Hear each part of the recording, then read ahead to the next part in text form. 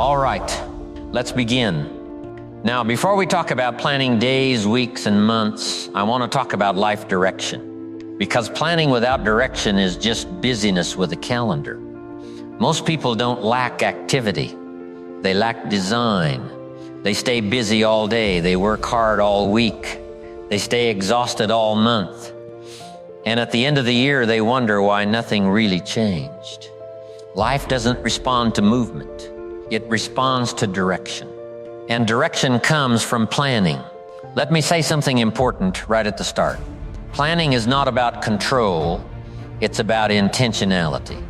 You don't plan because you can predict everything.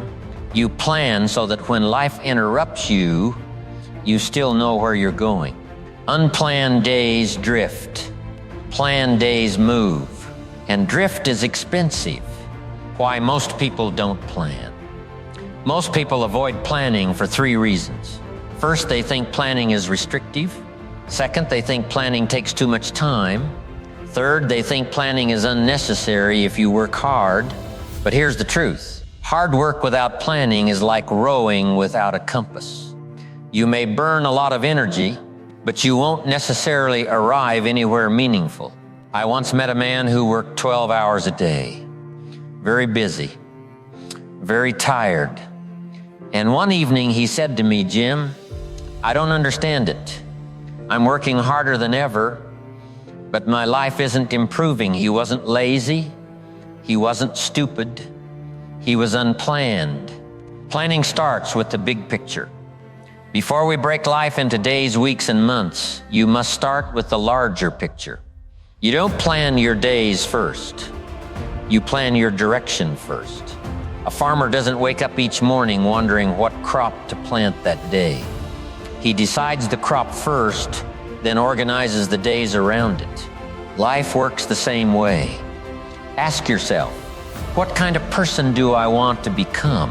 What kind of life am I trying to build? What areas matter most right now?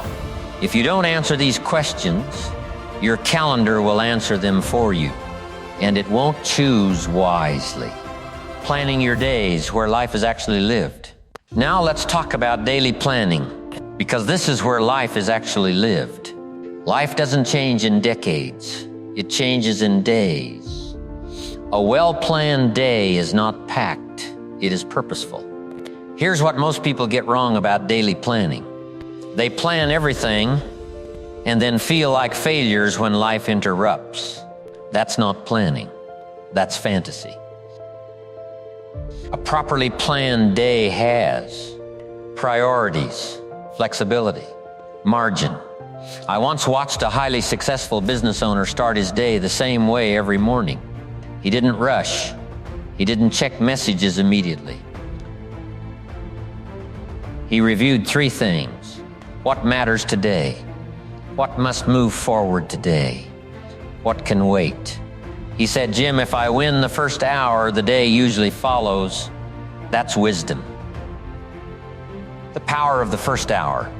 How you start the day often determines how the day feels. Morning sets the tone. A hurried morning creates a reactive day. A calm morning creates a directed day. You don't need a long morning routine, you need a deliberate one.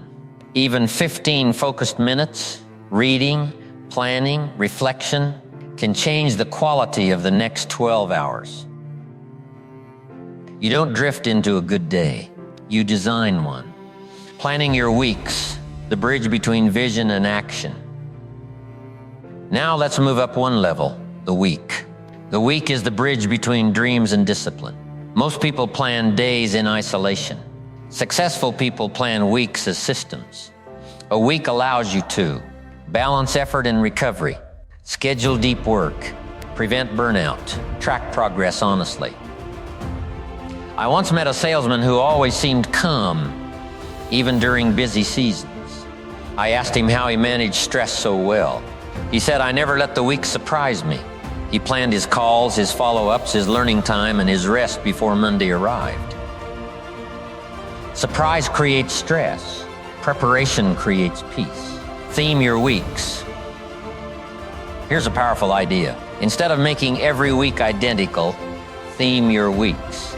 Some weeks are for building, learning, fixing, recovering, reviewing. Life has seasons. Weeks should too. If you treat every week the same, fatigue builds quietly. But when weeks have purpose, energy follows. Planning your months, measuring progress honestly. Now let's talk about monthly planning, which most people completely ignore. Months are for evaluation. A month is long enough to see patterns, short enough to correct mistakes. Without monthly reflection, small problems become permanent. I once met a business owner who reviewed his month the same way every time. He asked 3 questions. What worked? What didn't? What needs adjustment?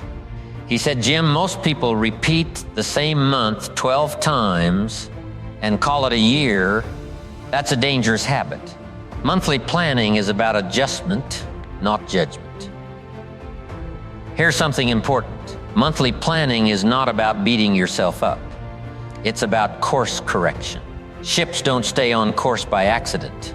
They adjust constantly. If you don't review your month, you don't learn. If you don't learn, you repeat. Progress requires reflection. Planning is an act of self-respect. Let me give you a deeper reason to plan. Planning is not a productivity tool. It is an act of self-respect. When you plan your days, you are saying, my time matters. When you plan your weeks, you are saying, my energy matters. When you plan your months, you are saying, my life matters. Unplanned living quietly tells the opposite story. Leave room for life. Now let me add a final warning. Don't plan your life so tightly that there's no room for life. Joy needs space. Creativity needs space. Relationships need space. A calendar packed edge to edge becomes a prison. The goal of planning is not control. The goal is freedom.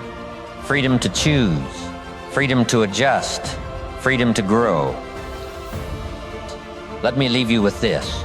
Life rewards those who design instead of drift. You don't need a perfect plan. You need a working plan. Plan your days with intention. Plan your weeks with balance. Plan your months with honesty. And remember, you don't change your life all at once. You change your life one planned day at a time. Quietly, consistently, deliberately. That's how progress is made.